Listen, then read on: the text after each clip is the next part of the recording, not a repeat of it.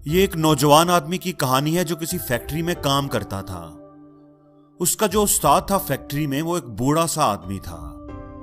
اس نے اسے نصیحت کی کہ فیکٹری میں کام کرتے ہوئے بولنا کم اور کام زیادہ کرنا، اور فیکٹری میں جو جو کام بھی ہو رہا ہے وہ سیکھنے کی کوشش کرتے رہنا، اپنی سکلز کو ہر وقت امپروو کرنے کی کوشش کرنا۔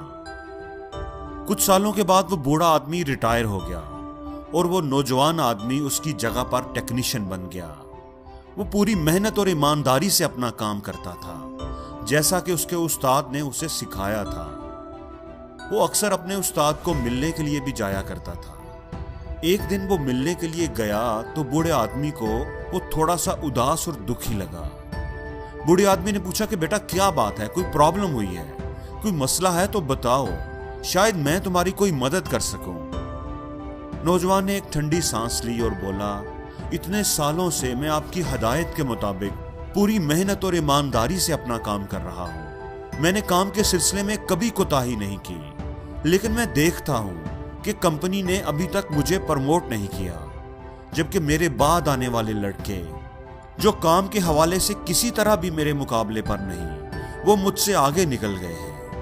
ان کے پاس نہ ہی میرے جتنا تجربہ ہے اور نہ ہی میرے جیسی صلاحیتیں اور سکلز ہیں، لیکن کمپنی نے انہیں پروموٹ کر دیا ہے، اور میں جس نے فیکٹری کا سارا کام سنبھالا ہوا ہے میں وہی کا وہی ہوں، اور یہ بات مجھے دکھ دیتی ہے۔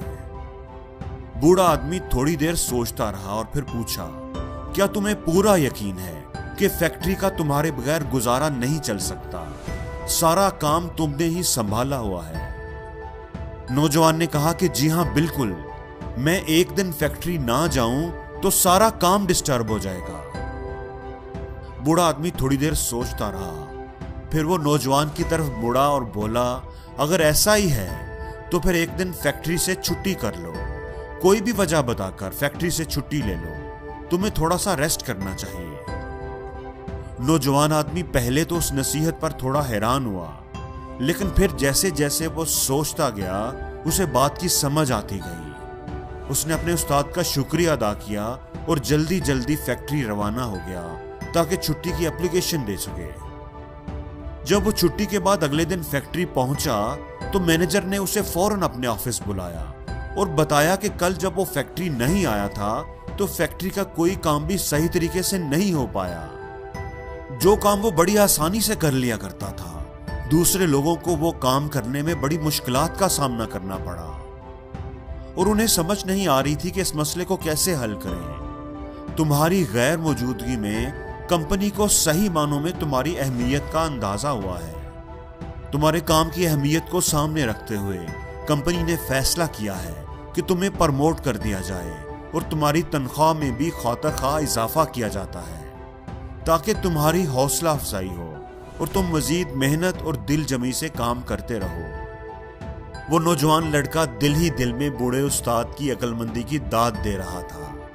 اب اسے سمجھ آ گئی تھی کہ کامیابی کا راز کیا ہے۔ اس واقعے کے بعد جب کبھی اس نوجوان آدمی کو اپنی تنخواہ بڑھوانی ہوتی یا کوئی اور بینیفٹ لینا ہوتا تو وہ آفس سے چھٹی لے لیتا، اور جب وہ واپس آفس آتا تو اسے اس کی مرضی کا فائدہ مل جاتا۔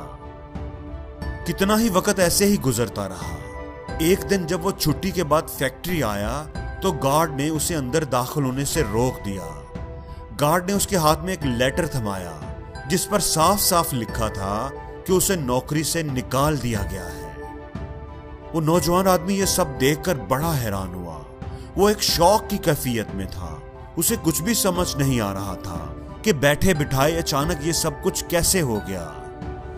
جب اسے کچھ بھی سمجھ نہیں آئی کہ اب وہ کیا کرے تو وہ اس بوڑھے استاد کے پاس چلا آیا۔ اس نے استاد کو ساری بات بتائی۔ مجھے سمجھ نہیں آ رہا کہ آخر انہوں نے مجھے نوکری سے کیوں نکال دیا ہے، آخر کیا غلطی ہوئی ہے مجھ سے؟ نوجوان آدمی نے پوچھا۔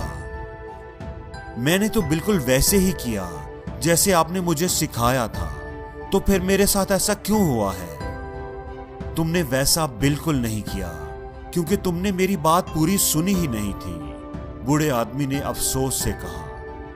تم یہ بات فوراً سمجھ گئے کہ ایک بلب جو ہمیشہ ہی جلتا رہے اس کا کوئی نوٹس نہیں لیتا، اس کی موجودگی اور افادیت کا کوئی احساس نہیں کرتا۔ لوگ تبھی اس کی اہمیت کو سمجھتے ہیں جب ایک دن وہ بلب جلنا بند ہو جائے۔ تمہیں یہ بات اتنی اچھی لگی، اتنی سمجھ آئی کہ تمہیں اس کو اپلائی کرنے کی جلدی پڑ گئی اور تم فوراً ہی چلے گئے اور میری پوری بات نہیں سنی۔ میری بات کا دوسرا حصہ سننے سے پہلے ہی تم چلے گئے۔ بات کا دوسرا حصہ؟ نوجوان نے حیرانی سے پوچھا۔ اسے اب لگنے لگا تھا کہ واقعی اس سے کوئی بہت بڑی غلطی ہو گئی ہے۔ مہربانی کر کے مجھے بتائیں کہ دوسرا حصہ کیا ہے؟ نوجوان آدمی نے پوچھا۔ بوڑھے آدمی نے کہا کہ دوسرا حصہ پہلے حصے کی نسبت زیادہ اہم ہے۔ اگر کسی کو یہ لگنے لگے کہ یہ بلب بار بار بند ہو جاتا ہے، یہ ریلائبل نہیں ہے، تو پھر وہ بلب بدل دیا جاتا ہے، اس کی جگہ پر نیا بلب لگا دیا جاتا ہے۔ بوڑھے آدمی نے آہستہ آواز میں جواب دیا۔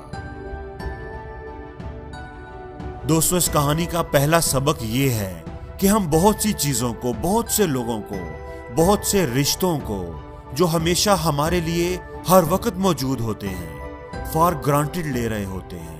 اکثر ہمیں ان کے ہونے کا، ان کی اہمیت کا احساس تب ہوتا ہے جب وہ ہماری زندگی سے چلے جاتے ہیں۔ اس لیے کسی ایسے دن کا انتظار کرنے کی بجائے اس سے پہلے ہی ان کی قدر کریں۔ اور دوسرا یہ کہ اگر آپ کسی کے لیے ہر وقت ہی اویلیبل ہوں تو آپ کی اہمیت نہیں رہتی۔